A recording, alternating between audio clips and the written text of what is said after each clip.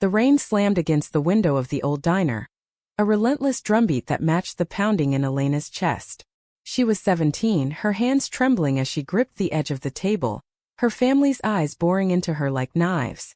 "I'm in love with her," she'd said, the words slipping out before she could stop them, and now the world was unraveling.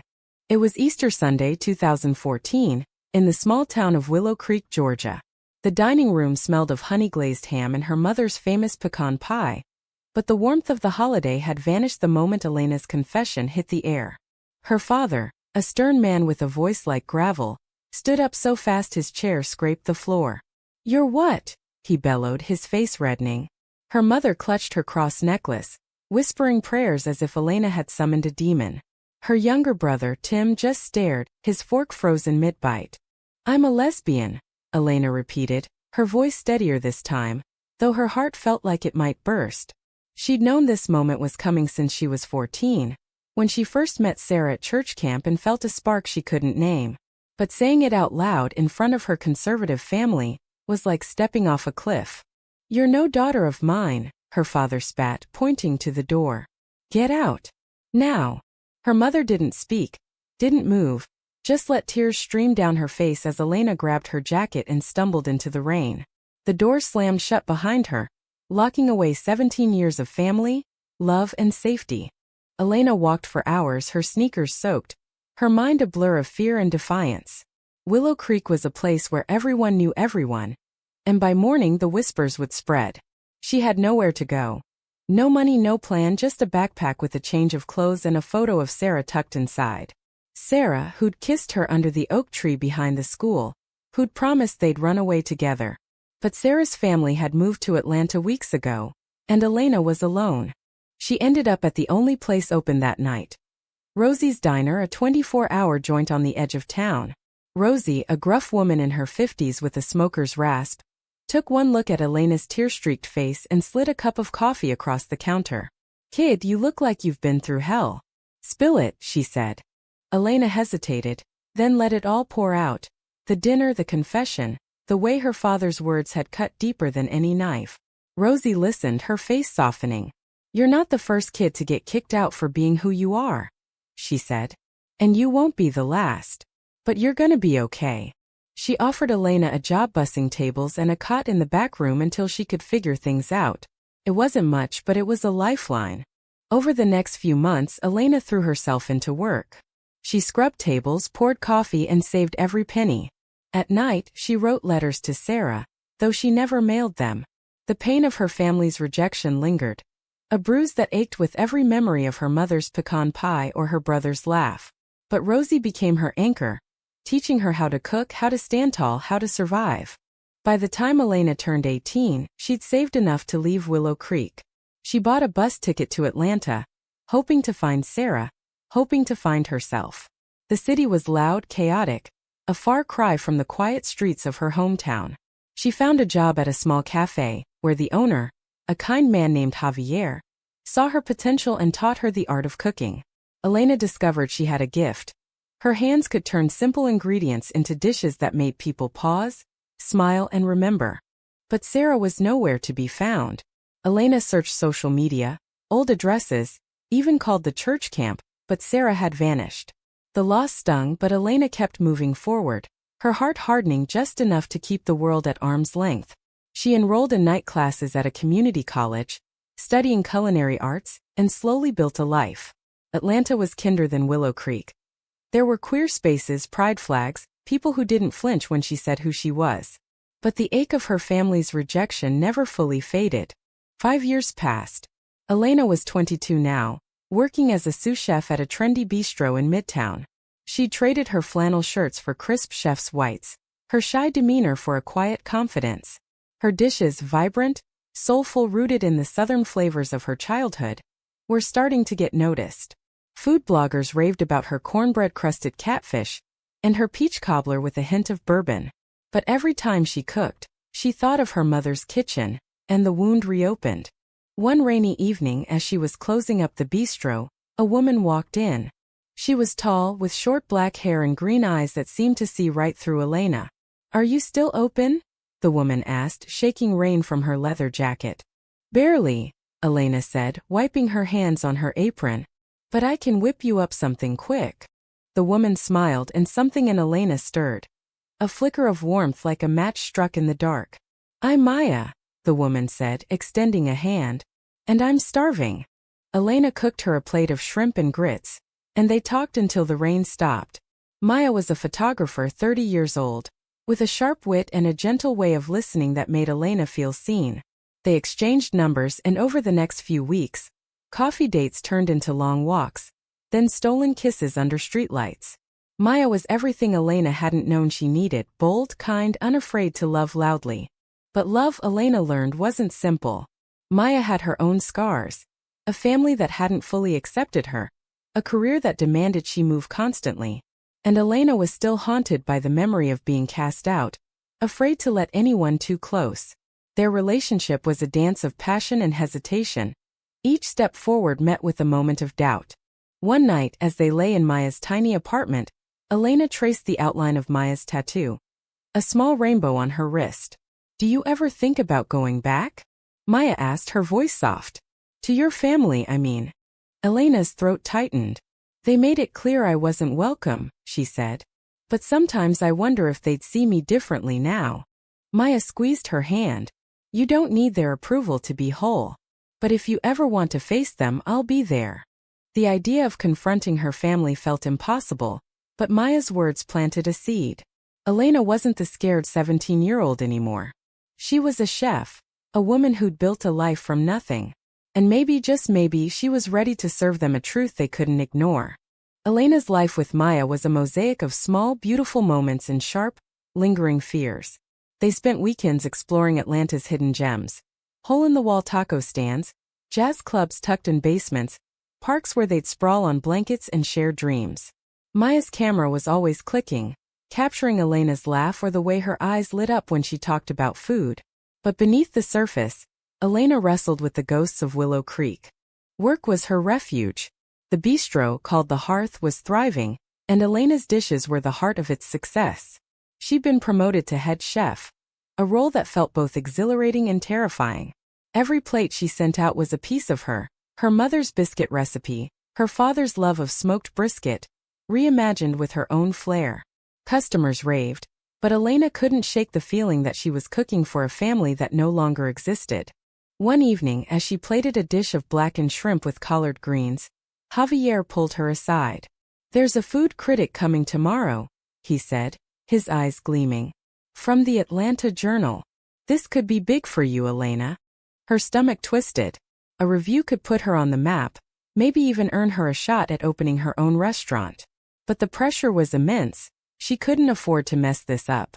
That night she barely slept, her mind racing with recipes and memories of her mother's kitchen. Maya, sensing her anxiety, stayed up with her, sketching out ideas for a new dessert that could wow the critic. You're gonna kill it, Maya said, kissing her forehead. You always do. The critic's visit was a blur. Elena poured her soul into every dish, her hands steady despite the nerves. When the review came out a week later, it was glowing. Elena Carter's food is a love letter to the South, infused with heart and defiance.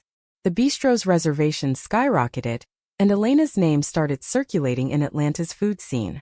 For the first time, she felt like she was building something lasting. But success brought new challenges. Maya's photography career was taking off too, and she'd been offered a gig in New York, a 6-month project shooting for a major magazine. It's a huge opportunity, Maya said one night, her voice tinged with excitement and guilt. But I don't want to leave you. Elena's heart sank.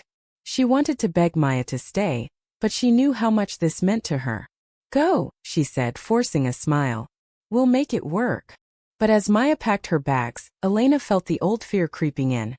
The fear of being left behind, of being unworthy of love. The long-distance relationship was harder than either of them expected.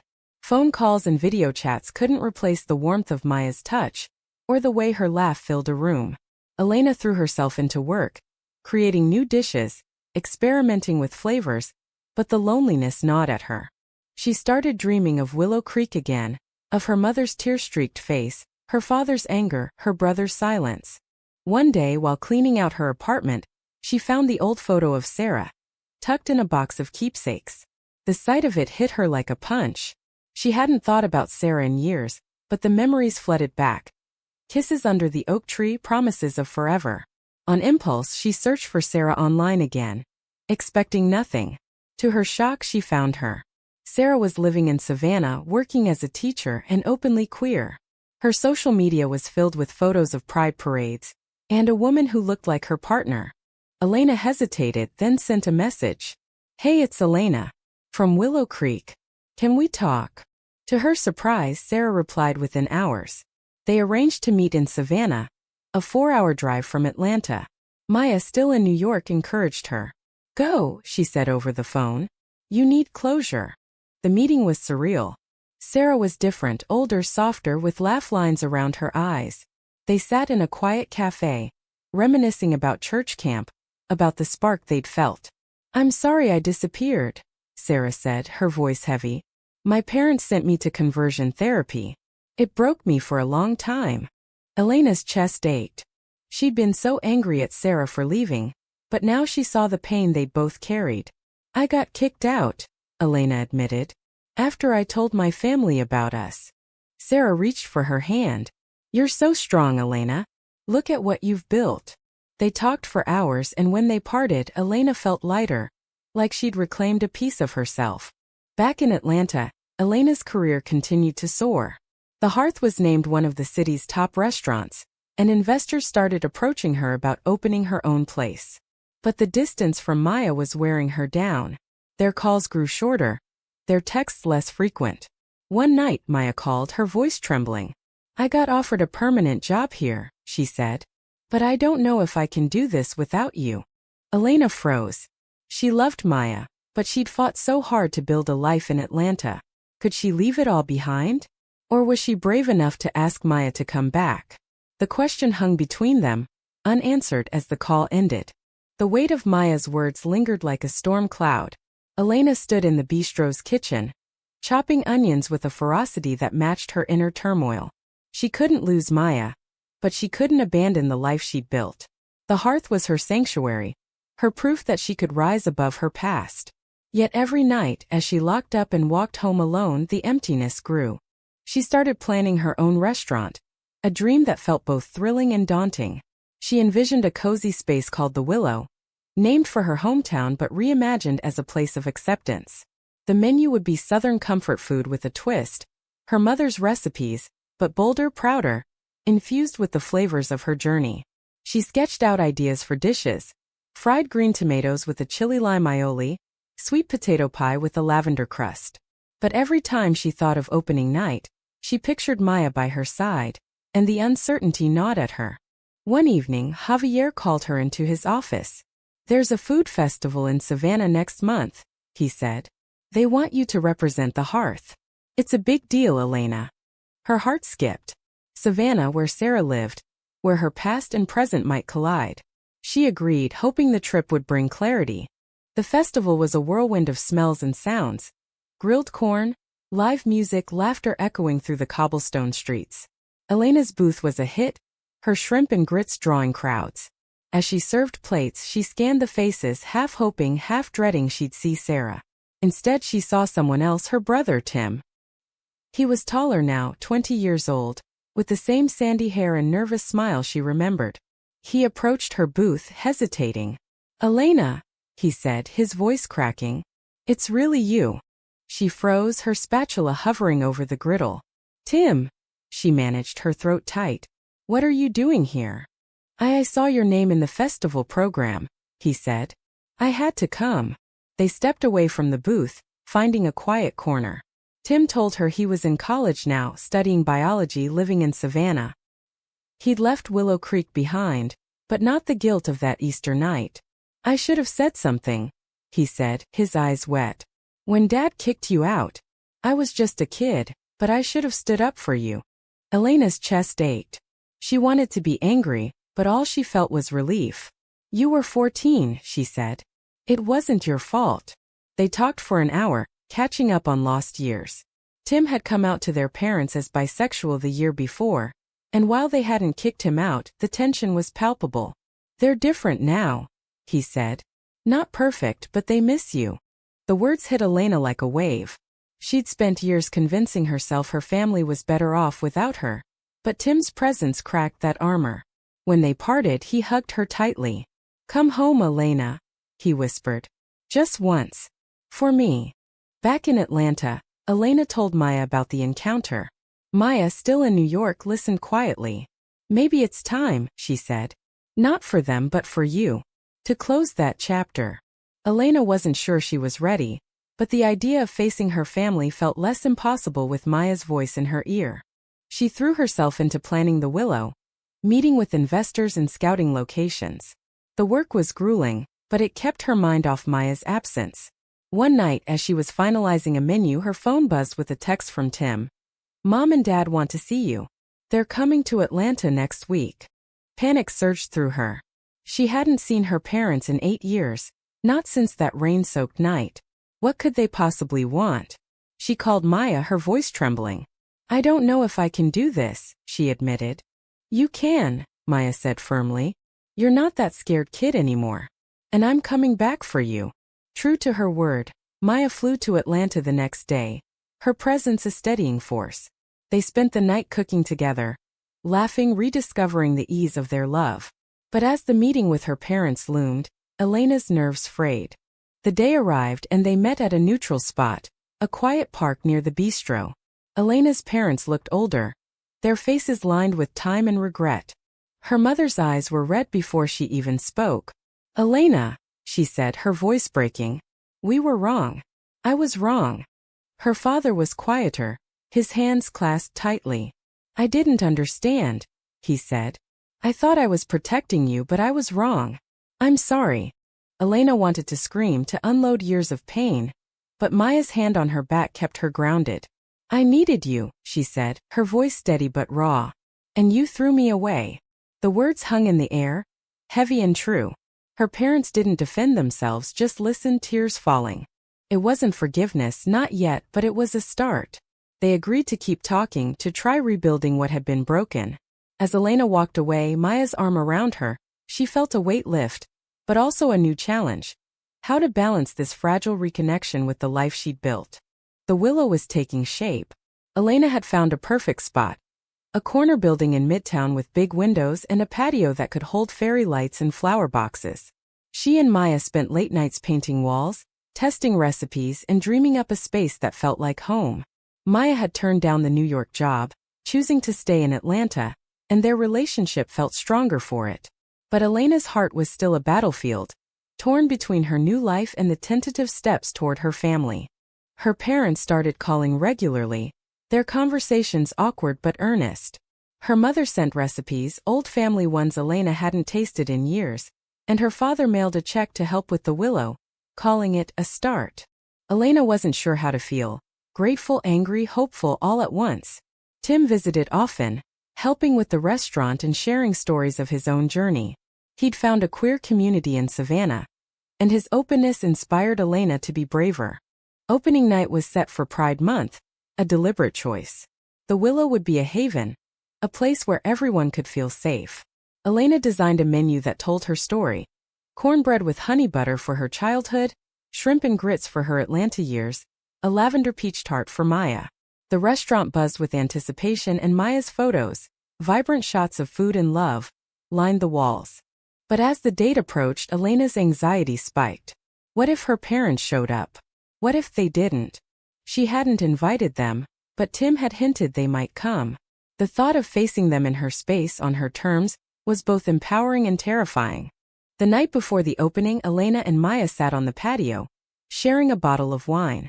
"You've built something incredible," Maya said, her eyes shining. "This place, it's you. It's us." Elena leaned into her, the warmth of Maya's presence chasing away the doubts. "I couldn't have done it without you," she said. They kissed under the fairy lights, and for a moment, the world felt whole. Opening night was electric. The Willow was packed, the air filled with laughter and clinking glasses. Elena moved between the kitchen and the dining room, her chef's coat pristine, her heart racing. Customers raved about the food, and Maya's camera captured every smile. Then, near the end of the night, Elena saw them, her parents standing hesitantly at the door. Her mother wore a simple dress, Her father a suit that looked slightly too big. Tim was with them, his smile nervous but encouraging.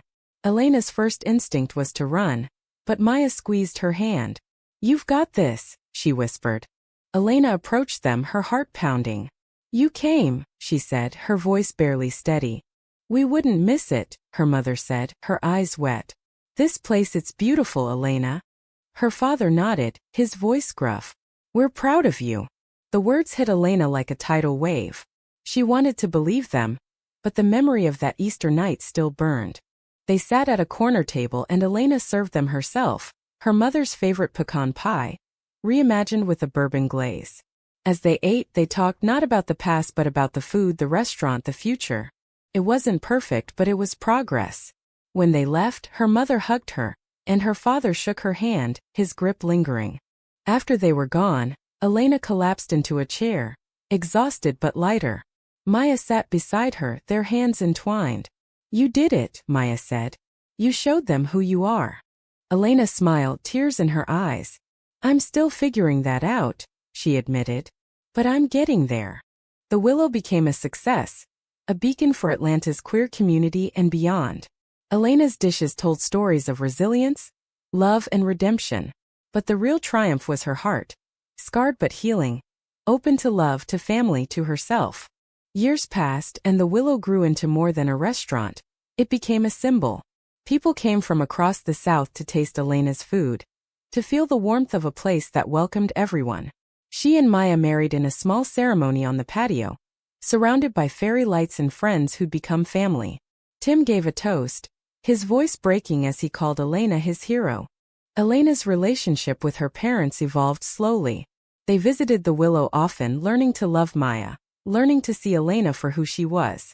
There were still awkward moments, old wounds that flared, but also moments of grace. Her mother teaching her a new biscuit recipe, her father asking about her dreams. One spring, Elena was invited to cater a major event in Willow Creek, a fundraiser for a local LGBTQ center. The irony wasn't lost on her. She hesitated, but Maya and Tim convinced her to go. "It's your home," Maya said. "Reclaim it." The event was held in the town square, under the same oak tree where Elena had kissed Sarah years ago. She served her signature dishes, each one a piece of her journey.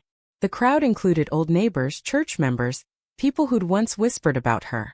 Now they ate her food, their faces soft with awe. Her parents were there, helping at the booth, their pride unmistakable. As the night ended, Elena took the microphone, her voice steady. "This town broke my heart once," she said. "But it also made me who I am. Thank you for letting me come back." The applause was deafening. Elena looked at Maya, at her parents, at Tim, and felt a peace she'd never known. She'd served a meal her family couldn't swallow all those years ago, her truth. Now she'd served them something new, love, resilience, and a future they could all share.